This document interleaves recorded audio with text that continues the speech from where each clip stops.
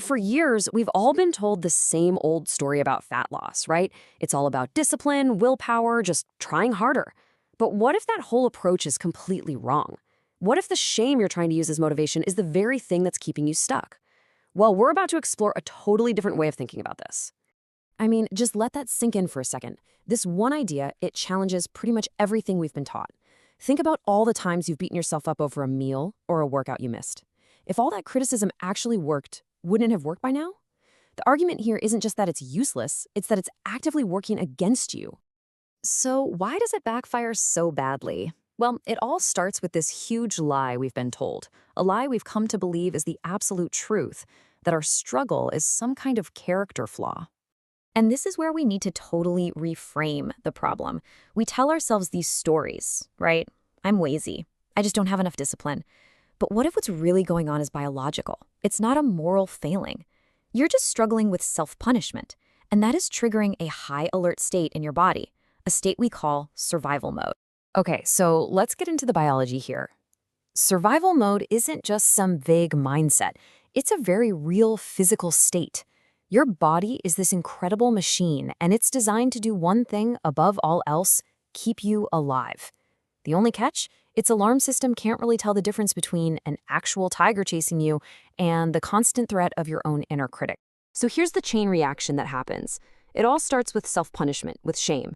Your nervous system picks up on that constant criticism, not as motivation, but as a genuine, real threat. And what does any living creature do when it feels attacked? It protects itself. And in this case, that means holding on to every bit of energy it can.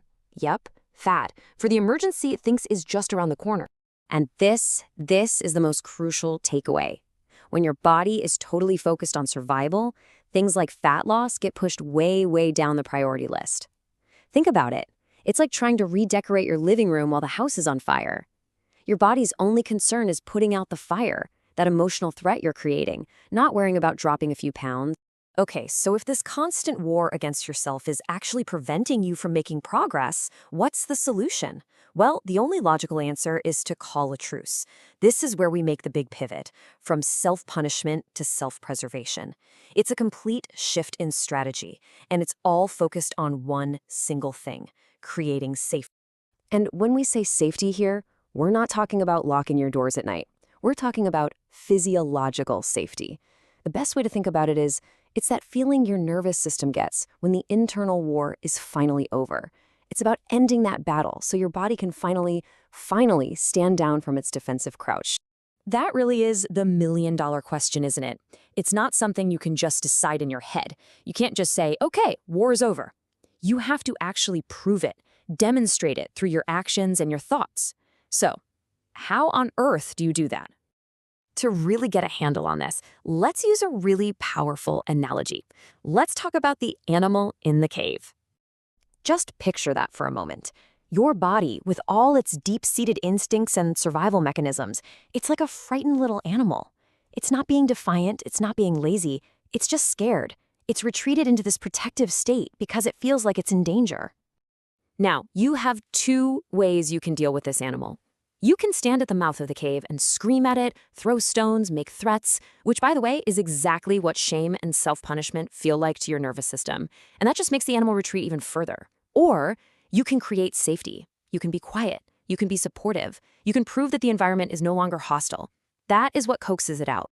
And that right there is the whole point. You cannot force or shame or bully your body into releasing fat. It's just not gonna happen. It's like trying to bully that scared animal out of its cave. The only real path forward is to patiently and consistently create an internal environment of safety, proving to your body that the threat is gone. So as you can see, this isn't about some new diet fad or a crazy workout plan. It's about a radical shift in your internal strategy.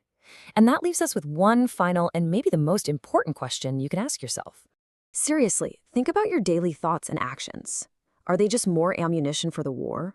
More contributions to the fight? Or are they gestures of peace? Because from this perspective, the moment you start truly proving to your body that the war is over, well, that's the moment it will finally feel safe enough to let its defenses down.